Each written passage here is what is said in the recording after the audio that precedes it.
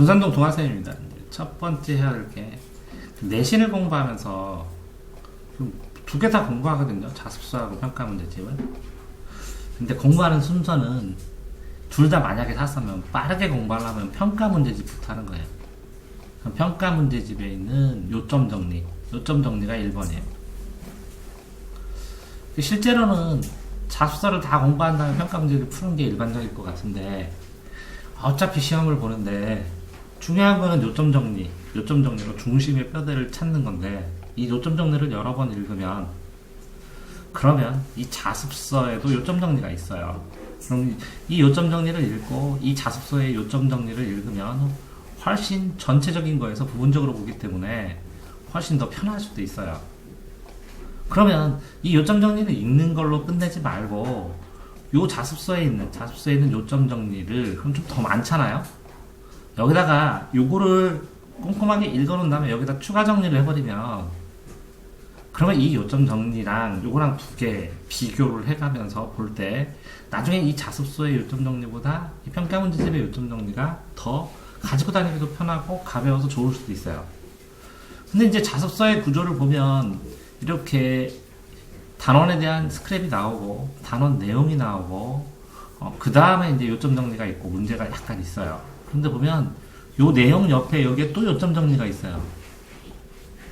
그 요점 정리까지 요약해서 여기다가 써버리면 실제적으로 요거를 이 요점 정리를 중심으로 나만의 요점 정리를 하는 거나 마찬가지거든요. 그러니까 이렇게 내용 정리를 한 다음에 이 평가 문제집을 이렇게 자습서를 먼저 쭉 읽으면서 정리를 한 다음에 평가 문제집을 풀면 그러면 1차 준비가 끝나는 거고요.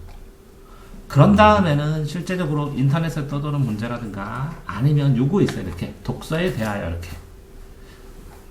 제목, 이 제목으로 요 작품, 이것도 작품, 하나의 작품이라고 볼 수 있는데 인터넷에 떠도는 문제나 뭐 족보닷컴이나 아니면 이그젠포유나 아니면 이런 인터넷의 네이버 기출비나 이런 데서 뽑아서 풀고 또 해야 될 게 요 작품, 독서에 대하여 이렇게 작품별로 뽑을 수 있으면 찾을 수 있으면 찾아서 뽑는 건데 근데 실제로 이제 그러면 이 독서라는 과목은 뭐 때문에 그럼 나온 것이냐 실제로는 이제 글 읽는 방법도 중요하지만 비문학 독해를 하는 방법의 연습을 위해서 이 과목이 나와 있는 거거든요. 그러면 실제로 그냥 설명문이나 논설문이나 아니면 뭐 이렇게 문학 작품 외에 비문학의 작품들이 거의 다 이렇게 독서 안에 있거든요. 문학은 없으니까. 어떻게 보면 실용글 읽는 거나 마찬가지거든요. 그래서 비문학 읽는 법을 터득하고 있으면 실제로 이 읽는 법을 터득한 거, 이 문제풀이 방법을 터득하고 있으면 그 내용이 여기 조금만 달라지더라도 이 요점 정리만 어느 정도 정리하고 한두 번만 읽어보는 것으로 이 내신 준비가 이렇게 끝날 수 있는 과목이거든요. 다만 이 모의고사하고 내신의 준비의 차이에서 이거 자체는 이 내용 자체를 설명을 해주고 그 자습서를 보면 밑에 다 꼬박꼬박 주석이 달려있기 때문에 실제로는 배경 지식이 부족하더라도 이걸 푸는데 문제가 없다는 거예요. 미리 읽으면. 근데 이렇게 배경 지식이 실제로 이 비문학 시험을 볼 때는 배경 지식이 필요한 경우도 있거든요. 근데 실제로 배경 지식이 적을 때는 독해를 할 때 굉장히 꼼꼼하게 1대1 대응을 해야 되는데 배경 지식을 많이 알고 있는 상태라면 전체 흐름 속에서 문제가 되는 거를 한 3개 정도를 제끼고 이 2개만 꼼꼼하게 적응을 해서 비교를 해가지고 제시문에 가서 찾으면 될 때도 많거든요.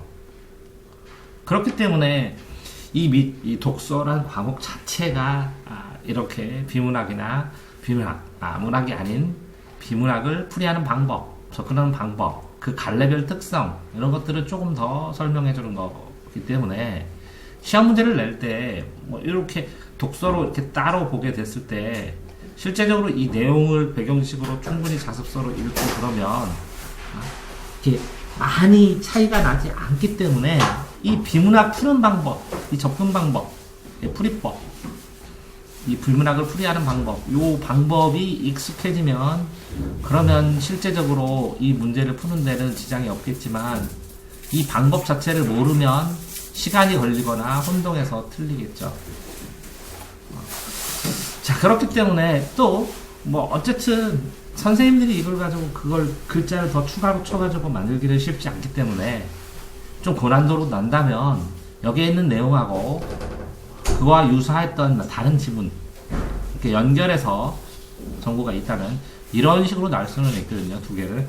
그러니까 내신에 나오는 부분은 이렇게 가글로 나오고, 그리고 선생님이 이 지문과 유사하다 아니면 유사한 효과를 볼 수 있는 지문이 있다 그럼 나글로 낸 다음에 두 개를 연결해서 내는 문제.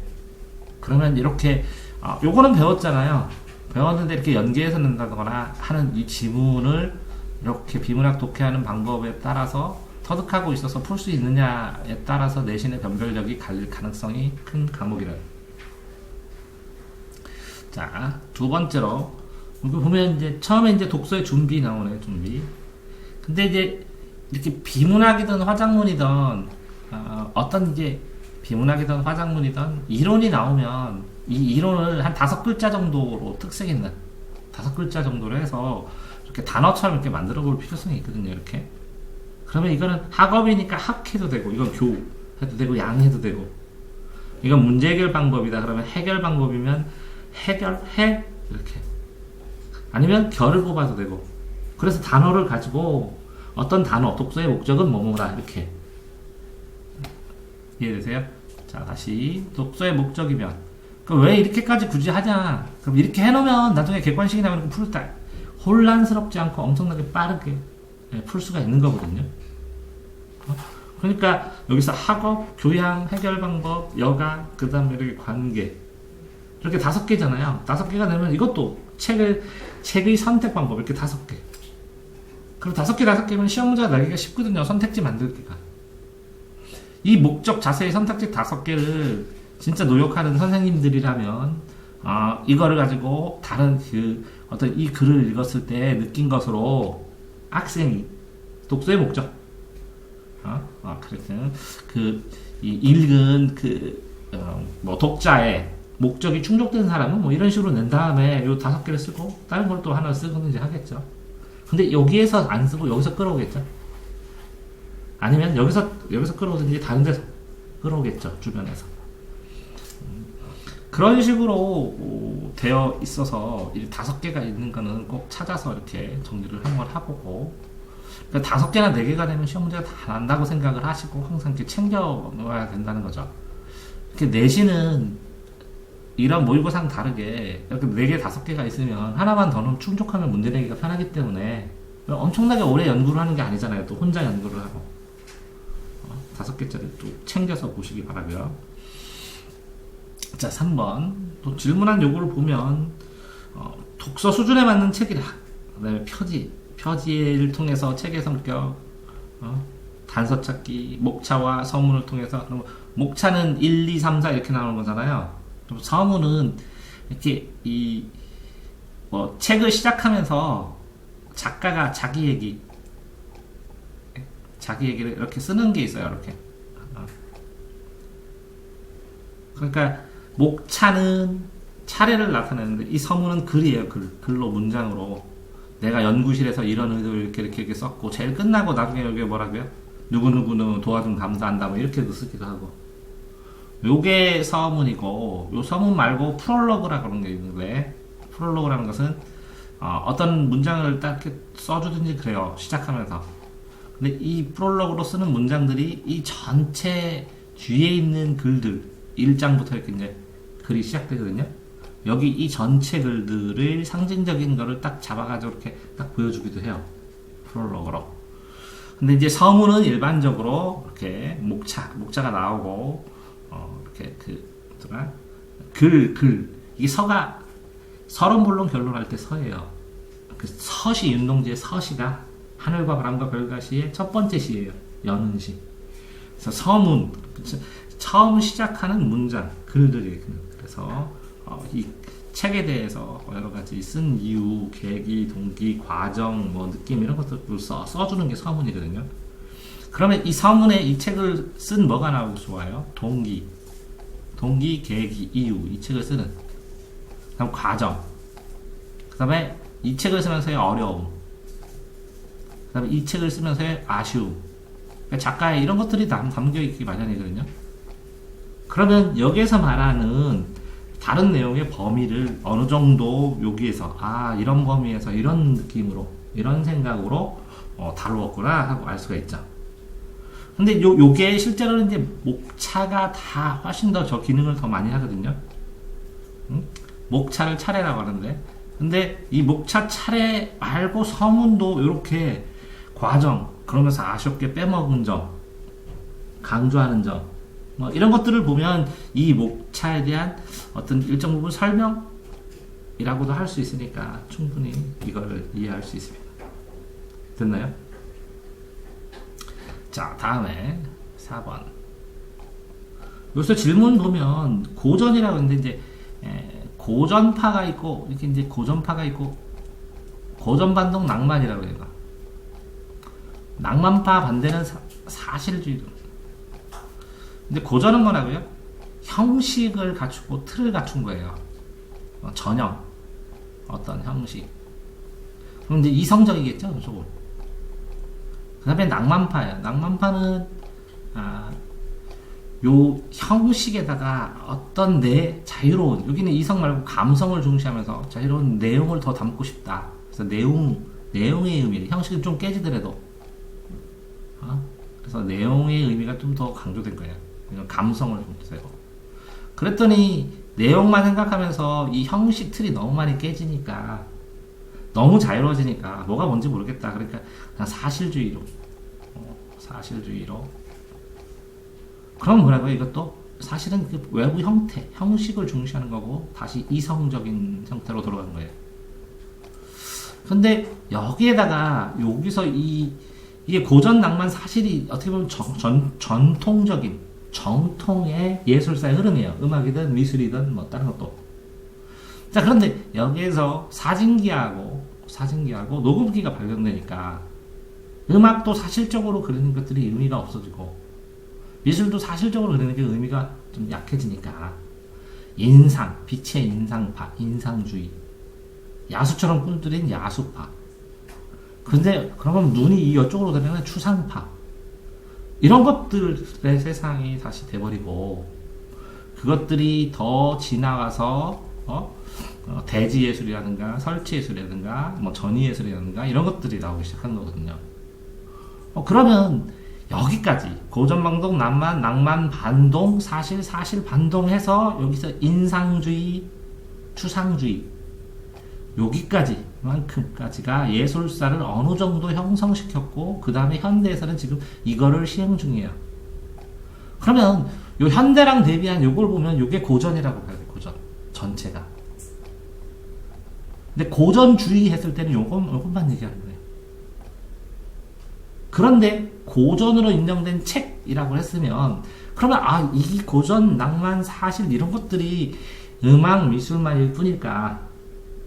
아니죠. 그러니까 옛날에도 그럼 이게 현대는 아니지만 근대 화학의 아버지, 뭐 음악의 아버지 이런 아버지들 참 있잖아요. 고전파 시대가 과학 이성에 눈뜬 거야. 이 중세를 종말시키고. 그러면 중세 전에는 뭐라고요? 이전에 뭐 소프라 시대, 소크라테스, 플라톤, 아리스토텔레스의 시대가 있었어요.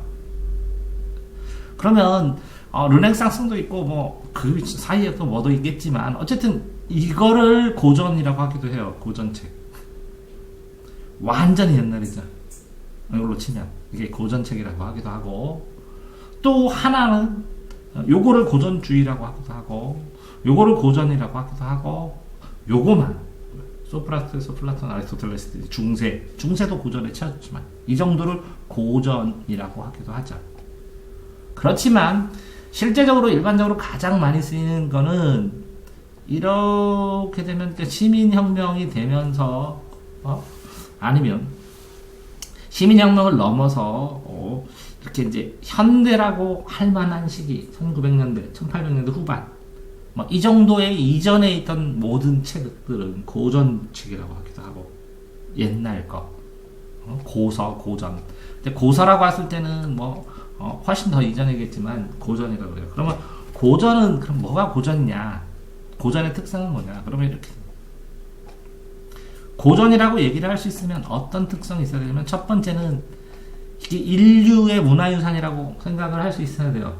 그러니까 인류의 그러니까 공통 감성이나 아니면 뭐 질투라든가 사랑이라든가 하는 인간이 가질 수 있는 기본 요소를 다루면서 저변이 넓어서 많은 사람들이 보고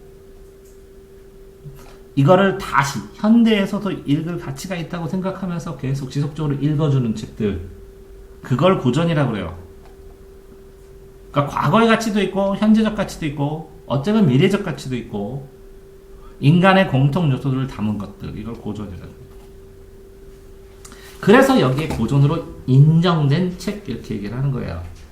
그러면 여러 세대를 위해 거치면서 이게 뭐예요? 고전이 되려면 뭐라고요? 오랜 시간 동안 읽혔어야 된다는 거예요. 검증되고 이런 건 뭐예요? 저건 누구나 고전이라고 인식한다는 거예요. 검사되고 증명된 이거니까. 그걸 고전으로 인정한 사람들이 인정하는 걸 선택해서 읽으라는 거예요. 그게 가치 있다는 거예요. 근데 이제 고전 아닌 것도 가치는 있는데 고전만의 가치는 뭐냐?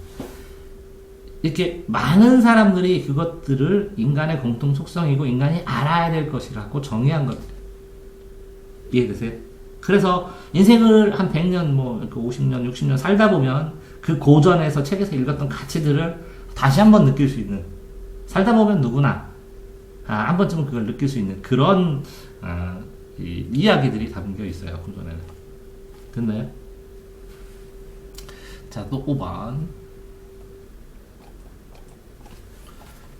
자, 교양을, 그럼 교양이 뭐냐? 그러면 보통 가르칠 교육, 양, 쌓을 양, 기를 양, 그러면 배움을 통해서 쌓는 걸 교양이라고. 그래서 쌓는다고 그래요. 타고난 게 아니라 후천적으로 배움을 통해서, 가르침을 통해서 쌓은 마음의 양식, 아니면 행동 양식, 이런 걸 교양이라고 하고, 교양을 쌓기 위해 힘들지만, 그러니까 책 읽는 거는 힘들다는 거죠. 부득불.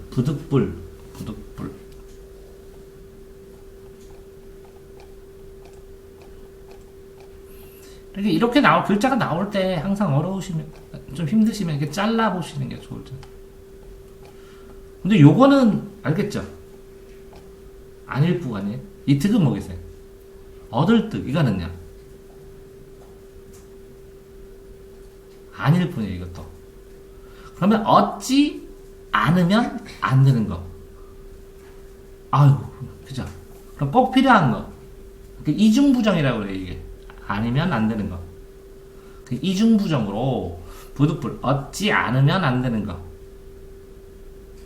그러니까 안 얻을 수 없는 거, 안 얻을 수 없는 거, 얻어야 되는 거. 그래서 이중부정으로 꼭 얻어야 되는 거, 꼭 필수적으로 이렇게 할 수밖에 없다. 그래서 이중부정이 되면 강조가 돼요. 근데 옛날에는 지금 이렇게 이 정도도 헷갈리는데, 옛날에는 없지 않아, 있지 않아, 있지를 없지 않아, 있지 않다 이렇게 썼어. 그러면 세봐야 돼요. 아닌 걸 새끼야. 자, 됐나요? 자, 그래서 부득불 걸어야 할 길이 돼요. 그래서 독서는, 책을 읽는 거는 교양을 쌓기 위해서. 간접 경영으로는 제일 싸요, 비용이. 독서가.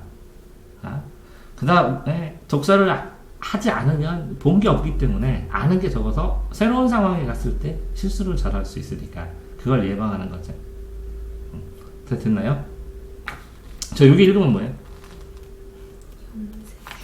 이게 단어에서 이제 염세주의는 세상의 염증을 느낀다는 거예요. 세상의 염증을 느낀다. 그럼 세상의 염증은 곰다 그런 건데, 세상에 대해서 회피하고 싫어하고, 다 세상이 그렇지, 부정적으로 보고 이런 거예요. 그럼 여기에 염세주의를 뭐라고요? 반영한 감정, 이 감상적인, 그죠? 감성적인 세상을 다루는 방법, 이런 건데, 왜 이렇게 했냐? 시문을 보듯이 레나우를 읽는다. 염세주의를 읽는다. 염세주의. 당대 반영한 감상주의 다스 발표한 오스트리아 시인이네요. 그럼 이 염세주의로 세상을 하면 이렇게 세상을 보면 비천적으로 삐딱한 시선으로 보고 그러겠죠. 근데 이제 시인의 시 자체로 나오지는 않겠죠. 뭐 어쨌든 주먹구구는 주먹을 이렇게 일을 할 때 손가락으로 이렇게 일을 해야 되는데 주먹을 쥐고 해봐요. 그럼 이게 일이 돼요? 그냥 대충 한다는 거예요. 주먹구구는. 그럼 주먹구구 그러면 헤아릴 때 주먹구구 헤아릴 때를 뭐라고? 주먹으로 세면 이게 정확하게 세져요? 안 되죠. 그러니까 주먹구구는 대충 대략적으로 계략적으로. 그러니까 뭐라고요? 어떨 때 많이 쓰냐면 대책을 그렇게 주먹구구로 세우면 어떡하냐고. 그럼 될 때마다 그냥 대략 세워. 그러면 요 반대는 뭐죠? 구체적인 정확한 정교한 뭐 이런 의미가 될 수 있어요. 주먹구구를 하느냐 이거 뭐예요? 그럼 여기서는 뭐예요? 아들 딸들이 다른 일에 대해서도 그처럼 주체성 없이 주관 없이 그냥 주먹구구를 하느냐 대충 하느냐 그치? 하면 또 그건 또 아니다 이렇게 얘기하네요. 글 쓰니까 비판적으로 하는 그런 독서 태도다. 이거 다 됐나요? 다음.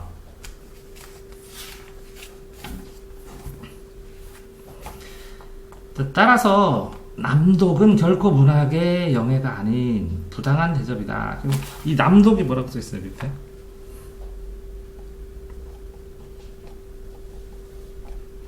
책을 가리지 않고 혹시 범람원 알아요? 범람원? 이렇게 되어 있어서 여기에 물이 흐르잖아요. 여기 방죽이 있고 이렇게 하면 여기 이제 도시 찾고 여기 하상도로가 있죠. 여기 강동 옆에 둔산 여기 강이라면 이렇게 강이라면 여기 도로 하나 있고 여기는 둔산동에서 대전역 가려면 이거 타고 가잖아요.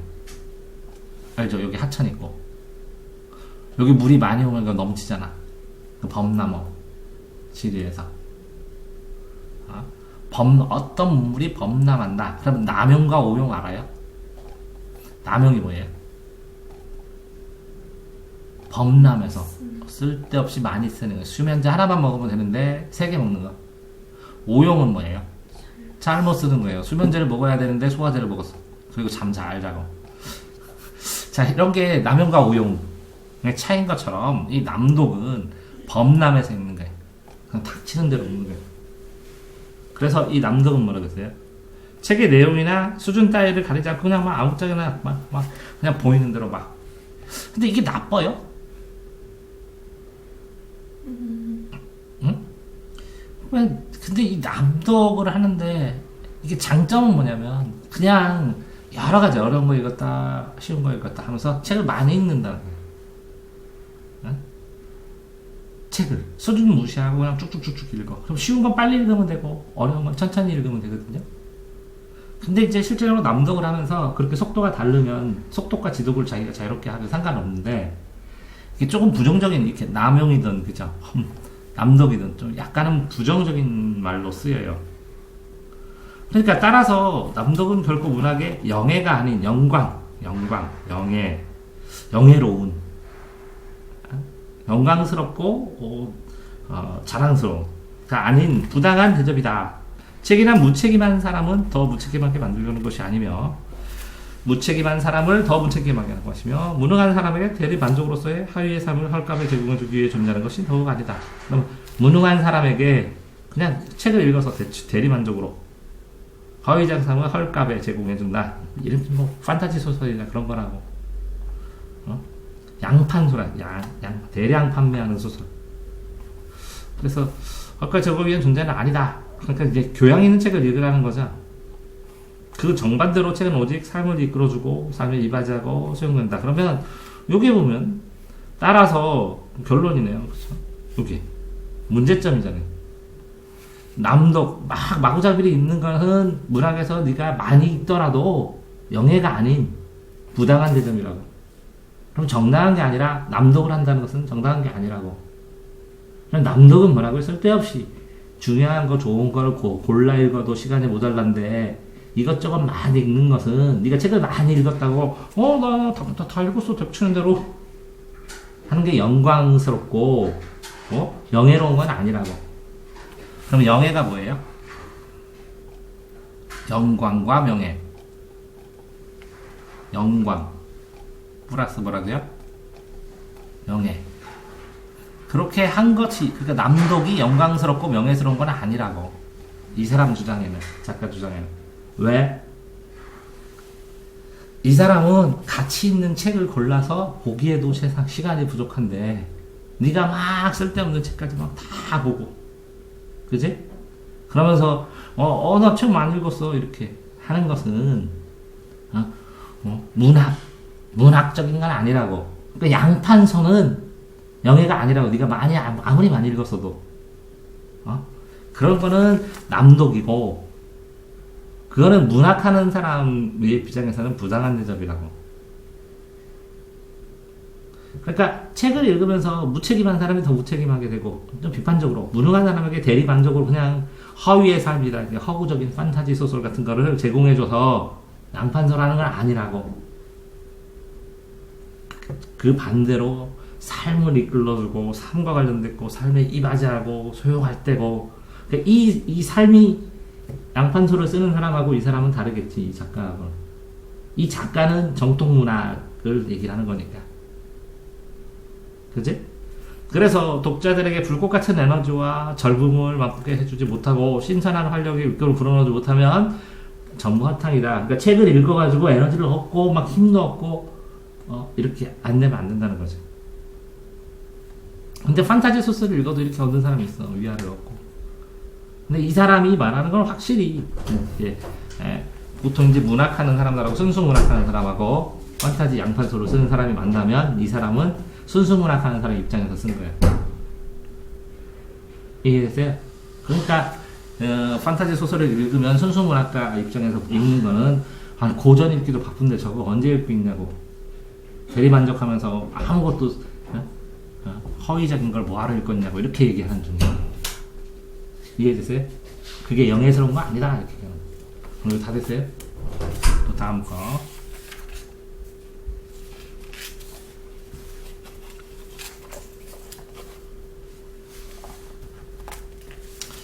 독서의 계획과 실천 어떻게 읽느냐. 이게 필요 없는 것 같지만 이거를 보면 나중에 요거 전체를 이해할 때 이 글과 관련돼서 딱 맞춰서 하는 거거든요. 그러니까 요거하고 여기에 나오는 원리 특강하고 저 뒤에 나오는 글하고 맞붙여서 여기에 있는 요소가 이게 뭐 있는지도 꼭 보셔야 돼요. 자, 제재는 주제예요. 이게 제자는 주제. 이 제자는 재료예요. 이게 소재라고 할 때는 글감이라고 그래요. 그래서 이건 재료라고 해요. 이거는 주인 주자에 이게 제자가 펼칠 제자예요. 중심 생각을 펼친다. 그래서 제 주제예요. 소재 중에서 소재는 글감이라고 그래요. 글의 대상. 글감 중에서 글의 재료, 옷감처럼. 그러니까 글 안에 들어가는 거잖아요. 글 안에 들어가는 소재들 중에서 주제랑 가장 가까운 게 제재예요. 그러니까 이 제재에다가 몇 개의 서술어를 붙이고 얘기하면 줄거리 주제가 돼요. 거의. 보세요. 제재는 독서 이력과 독서 계획이잖아요. 주제는 자발적이고 장기적인 독서 계획과 실천 중요성. 합치면 독서 이력과 독서 이력에 따라서 자기 자신, 이력은 뭐예요? 이력서처럼 내력이고 역사잖아. 자기가 독서를 읽었던 이력에 따라서 자발적으로, 그죠? 장기적인 독서 계획을 세워서 실천하는 게 중요하다. 이렇게 딱 나오면 주제와 제재가 합쳐지죠.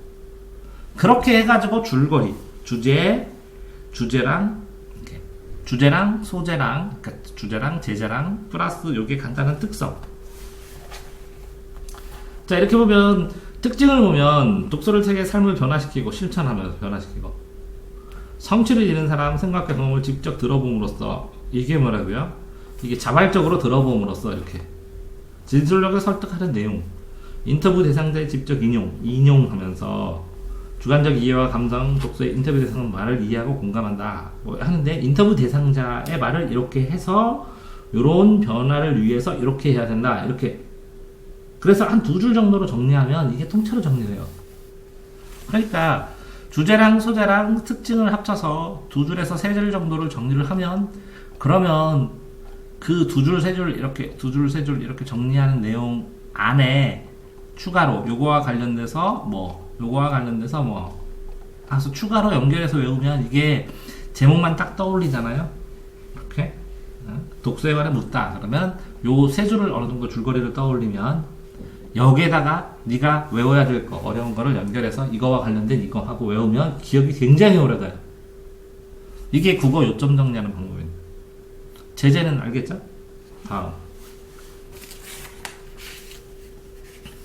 뭐라고 써있어요? 이어반장. 이어반장.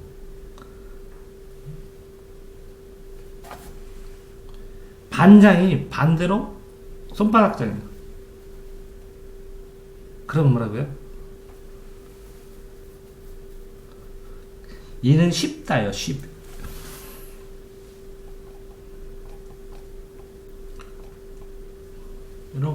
이렇게 하고, 라이트 하고, 이렇게 써 있어요.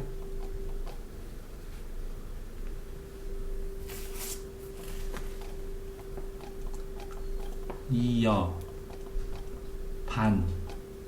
있잖아요. 그 다음에 손바닥 작자가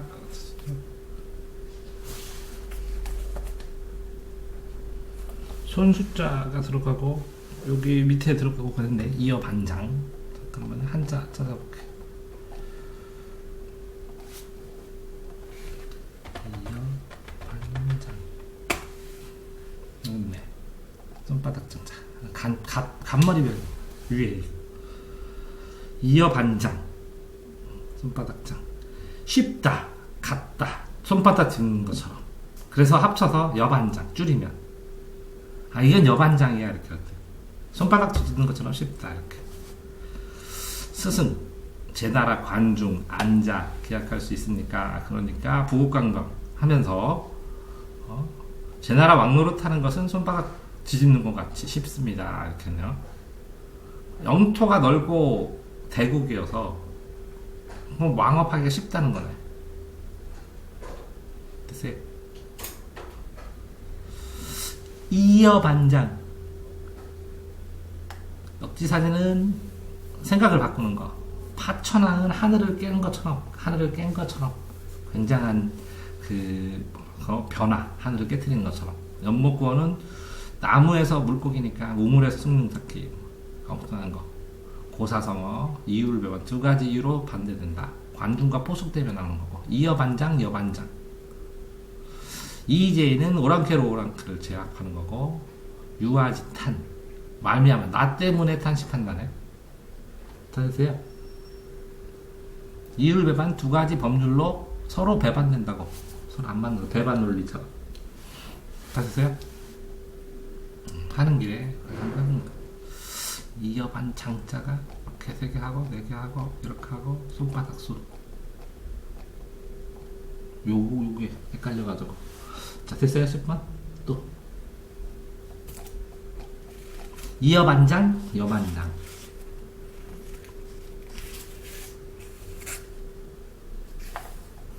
이게 이제 그 토론에서 토론 6단 논법 토론하면서 교차 토론 해본 적 없어요? 이게 교차 토론에서 유튜브에다가 동아쌤 교차 토론 이렇게 치면 이 교차 토론 하는 거 형태 정리해 놓은 거였는데, 이게 수능에서도 많이 나오고 그러는데, 모의고사에도 예를 들어서 A팀이 발제를 해요. 발제가 뭐냐? 주제에 대해서 출발하면서 자기가 말을 해요. 나는 A에 대해서 이렇게 생각한다, 이렇게. 그러면 B팀이 이거 질문해요. 이거는 어떻습니까? 이건 어떻습니까? 이건 알겠습니다 하고 끝나. 그럼 A팀 차례 끝나면 다시 이제 B팀이 발제를 해요. 그러면 A팀 애가 이건 어떻습니까? 이건 어떻습니까? 이건 어떻습니까? 이렇게 하고 질문을 해요.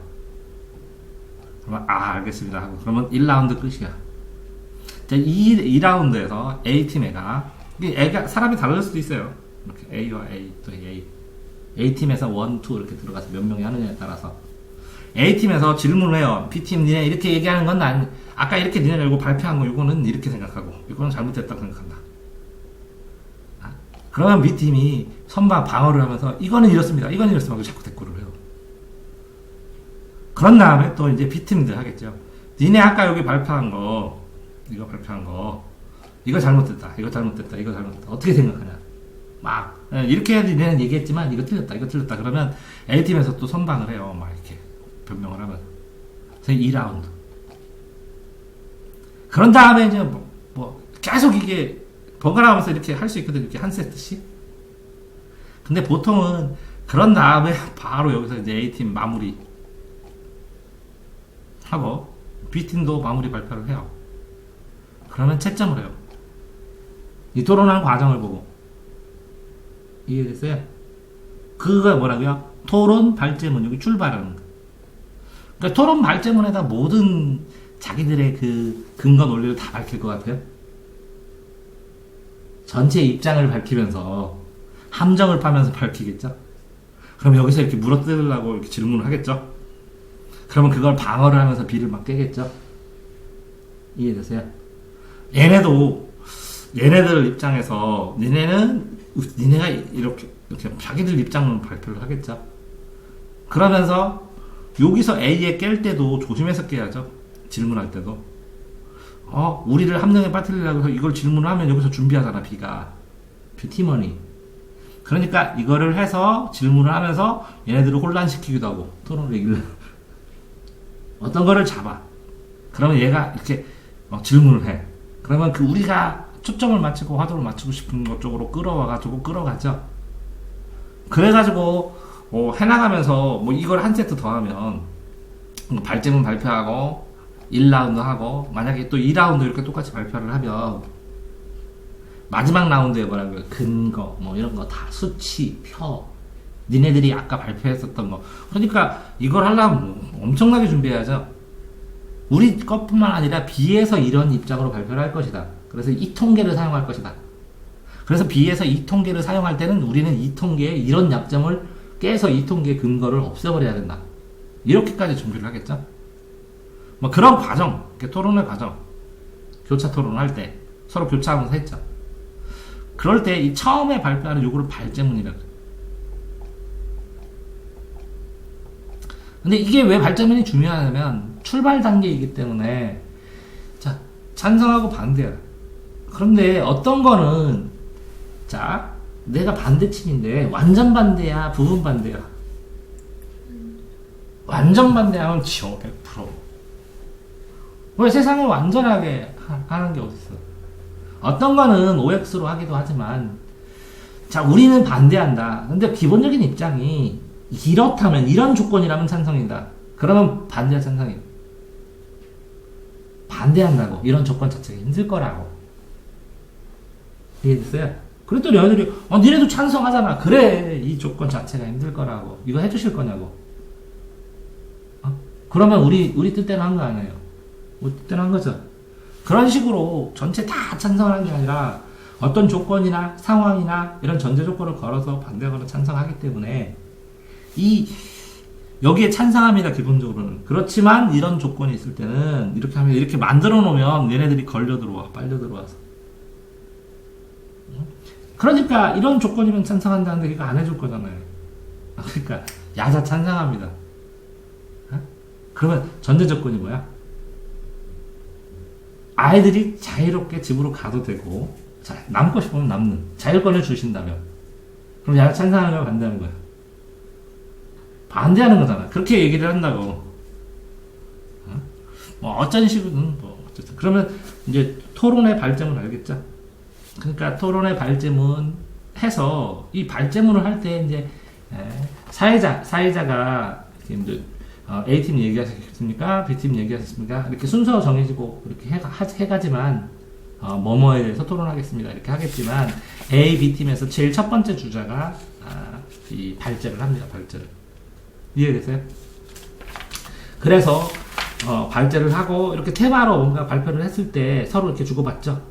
그 6단 토론하는 이게 이 토론하는 모습 자체를 통째로 이제 녹여놓은 거 하나 있는데 다음번에 보게 되면 비공개라 보여주고 얘기를 할 수는 있어요. 둘이 이렇게 육단 토론처럼 교차 질문한 것처럼 한 거 있으니까 한번 보시면 이게 훨씬 더 잘 이해가 돼요. 자, 이건 됐어요? 발점은? 그 다음에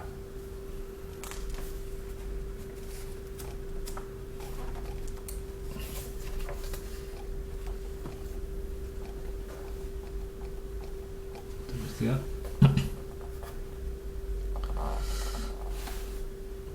여기에서 요 글자? 핵심 내용, 핵심이잖아, 핵심. 핵심 반대는 뭐예요? 핵심 다음에 부수적인 내용. 부수적인, 부차적인. 부수적인 차원, 부차적인. 됐어요? 핵심 내용과 중심 내용과 핵심 내용과 부차적인. 부가해서. 부가하다, 첨가하다, 뭐 이렇게. 부가적인 차원의 내용을 가려내고, 그러니까 어떤 게 중요한지, 어떤 게, 이게 주라면, 이건 뭐라고요? 이게 종이 되겠죠. 그쵸? 이게 중심 내용이면, 이거는 이제 주변 내용이 되겠죠. 됐어요? 자, 그 다음에 이제 13. 유추는, 유비추리를 유추라고 그래요, 유추.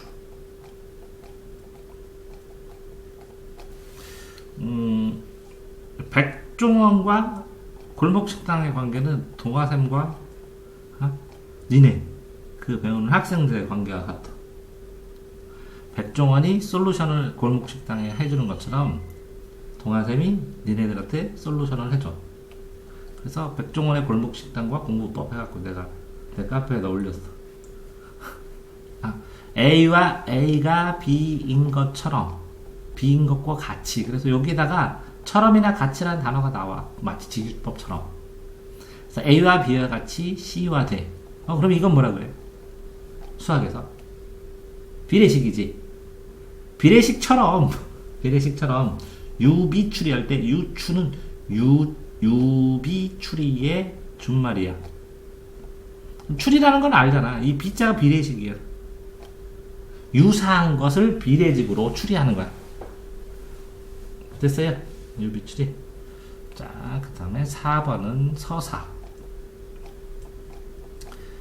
서사가 있고, 서적이 있고, 교술이 있어, 교술 장르. 서사는 사건을 서술해, 사건을 서술하는데, 시간경과에 따라 사건 서술해. 그럼 이거는 소설 장르를 서사라 그래. 근데 이거는 어디서 처음에 출발했냐면 영웅서사시 있지. 카이사르가 뭐 아니면 이렇게 음유시인이라고 그리스나 뭐 이런 데 보면 원형 경기장에서 노래를 불러줘. 그래서 영웅에 대한 일대기 전기물을 불러줘. 그걸 시처럼. 그래서 노래하는 거야. 그럼 동전 던져주고 그런 거야. 우리나라는 이 서사, 영웅서사 시처럼 서사 시인데 지금은 이제 이 서사가 소설처럼 된 거 아니야? 영웅 전기처럼. 우리나라는 판소리가 서사장 된 거죠. 판소리로 노래를 한 거야. 그게 뭐라고? 고전소설이 된 거잖아. 그래서 서사예요. 이해되세요? 그래서 서사 장르는 뭐라고요? 소설. 근데 시간 경과에 따라 사건이 있어요. 그래서 이 시간과 관련된 거는 원인이 있으면 결과가 있다. 인과. 원인과 결과. 순서로 결과 원인으로 바꿔서 시험 문제 굉장히 많이 내요. 그 다음에 과정. 국어책에 나오는 화살표는 다 과정이야. 라면 끓이는 과정. 일하는 과정. 순서. 그럼 시간 경과가 되니까 다음에 이게 순차적으로 과정이 돼요. 이렇게 서사. 이렇게 세 개를 동태적이라고 그래요. 동태적. 동은 뭐야? 움직일 동. 태는 뭐야? 상태 모양. 동태적 표현 방법은 이렇게 뭐라고요? 인과, 과정, 서사 이렇게 세 가지. 됐어요? 이것도 시험 많이 나오니까. 그 다음에 서정이에요. 서정은 뭐라고요? 감정서술이에요. 근데 시를 뭐라 그러면 시는 세상을 둘러봐. 주변. 시인 세상의 주변을 보고 그 세상에 대한 내 표현이에요. 내 생각. 시를. 그래서 뭐라고요? 세계를 뭘로 했다고요? 자화했다고요. 세계를 뭘로 바꿨다고? 자화. 이해되세요? 근데 이 교술은 뭐 교훈, 서술 이렇게 해서 수필로 보면 돼요. 교훈과 깨달음이 있는데, 자, 여기서 수필로 경험만 쓰면 체험학습 보고서지, 경험에 대한 깨달음이 있어야 돼, 세상에 대한. 이해돼요? 그러니까 그 깨달음을 세상에 발표하는 거야. 그러니까 이 자아를 뭐 한다고? 자아에 대한 깨달음을 세계화하는 거야. 아, 내가 이런 경험을 해서 이렇게 깨달음을 얻었다. 같이 교훈하면서 배웁시다. 그래서 자아의 세계화를 수필의 세계라고 그래.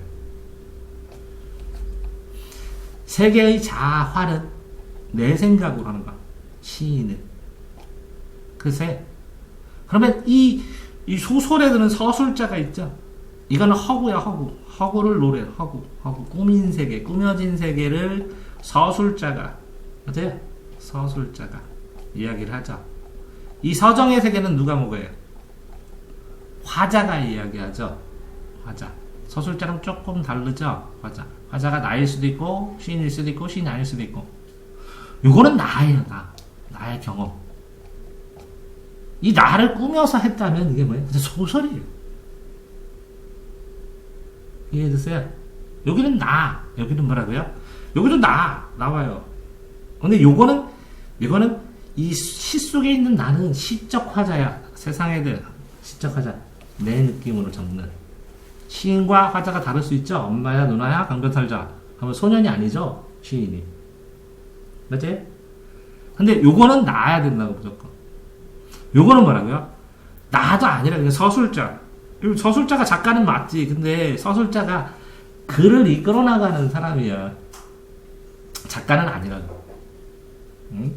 내 이야기입니다. 이렇게 쓰면 또 모르겠지. 리얼 소설 이렇게 할 수 있으니까. 다 됐어요? 지금 뭐 하다 이거 했죠? 서사하다가 관련된 거 다 한 겁니다. 또 15번.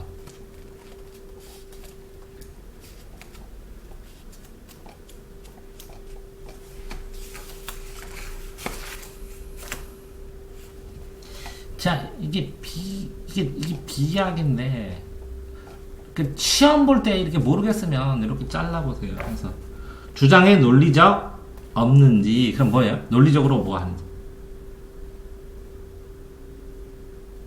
주장이 논리적으로, 글쓴이의 주장이 논리적으로, 이렇게. 날비의 도약이에요. 비상할 때. 비상. 날라.